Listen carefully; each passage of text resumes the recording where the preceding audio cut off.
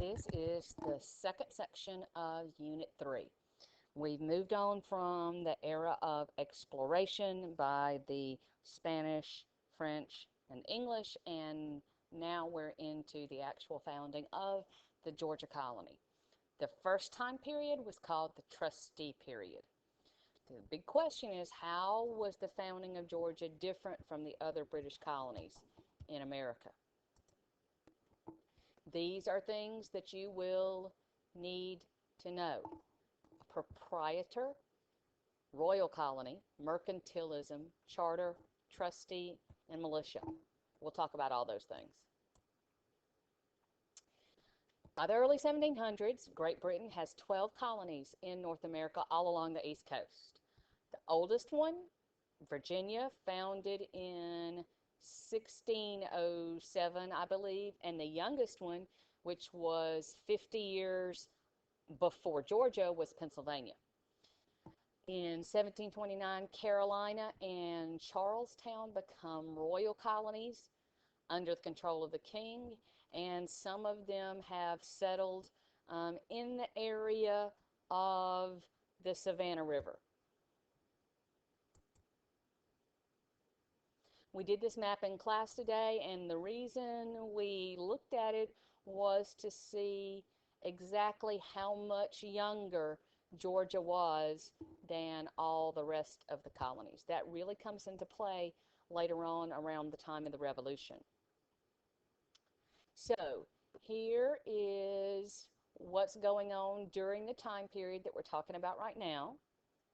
You can see that in other parts of the world and the colonies, Washington is born about the same time. King George gives a charter to the trustees. Alaska is discovered, and Princeton University is founded, and in 1752, Benjamin Franklin's famous kite experiment with electricity. Now, this is important.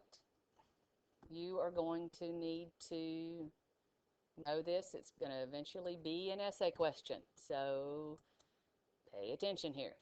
Why was Georgia settled? First of all, James Oglethorpe and some of his friends asked King George II for a land grant to found a colony for three main reasons.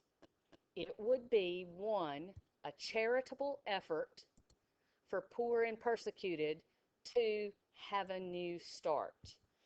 Originally, the idea was that some of the colonists would be taken from debtors' prisons in London.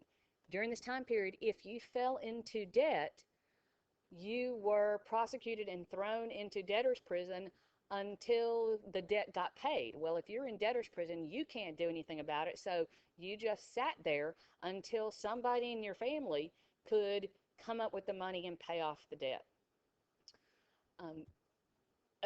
No one actually from a debtor's prison was ever settled in Georgia, but the idea was that it would be not for wealthy people. In other words, it would be a good military defense against Spain in Florida. And it would be good for economics of England, expanding the government's policy of mercantilism, or the favorable balance of trade. So those three things are the reasons for the founding of the Georgia colony. Mercantilism is an idea under which Great Britain hoped to export goods that were more valuable. Excuse me, I've got a typo here. An idea under which Great Britain hoped to export goods that were more valuable than those they imported. So here's how it worked. Georgia, a colony, exports raw materials like deer skins, rice, and indigo. And they have to, the only place they can sell those to is England, the mother country. In England,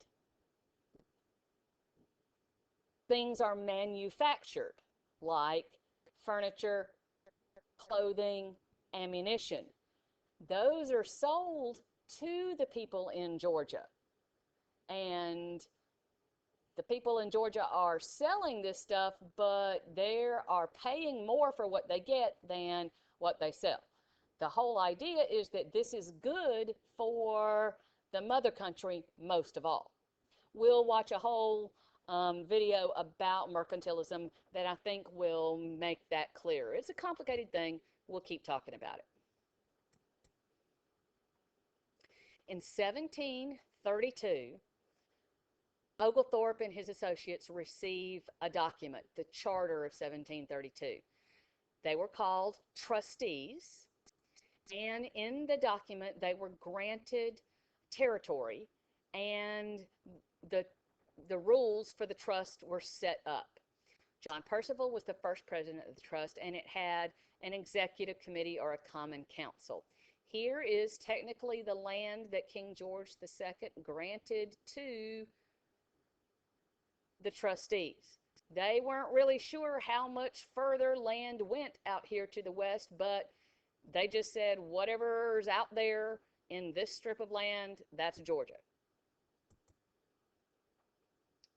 So, what's the deal with the Charter of 1732? First of all, the trustees themselves got nothing out of this. They were unable to get land or money for serving on the trust. The motto was non sibi sed aliis, Latin for not for self but for others. They didn't become trustees of the state of Georgia in order to get wealthy. It was going to be called Georgia in honor of King George II. The trustees would control the colony for 21 years until 1753. And they were to use mainly regulations and policies to govern, because any laws had to be approved by the king. So the trustees sort of got around that by not calling these things laws, but calling them regulations.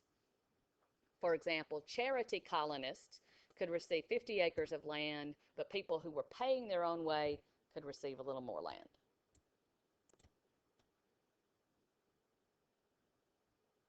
How were the colonists chosen? Some of them were not wealthy people, and so they were called charity colonists, and their way was pretty much paid. If you were one of those, you would receive 50 acres of land, tools, food, and other necessities from the trust's store or storehouse. If you were a man, you were going to be in the militia. Women were not allowed to inherit land at the beginning, and they said that every 50 acres needed to have somebody who could serve as a soldier on it. And they were required to plant some of their land in mulberry trees in hopes of producing silkworms for silk. The big idea is that the trustees envisioned Georgia as a land of small farms rather than large plantations like in South Carolina.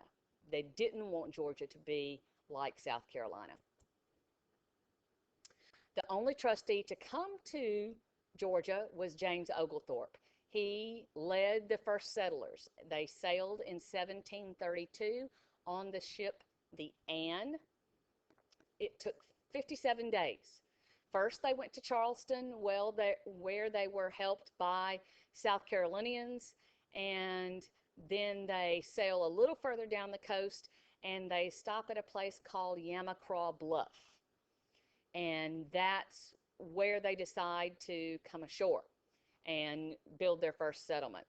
Tomochichi is the leader of the Yamacraw, becomes a good friend of Oglethorpe's, and their relationship is very, very important in the early success of the colony. The Anne was 200 tons, 87 feet long, and 26 feet wide. Next week, we will measure out exactly how long that is, and I'll give you a really, really good idea of exactly what size that is. It's not very big. Here are a couple of images. Oglethorpe, an artist interpretation of Oglethorpe and Tomochichi's meeting. An early pencil drawing of the plan of Savannah. We'll take a look at that in detail. And here, another image of Tomochichi. We'll look at all of these things a little more carefully. That wraps it up for part 2.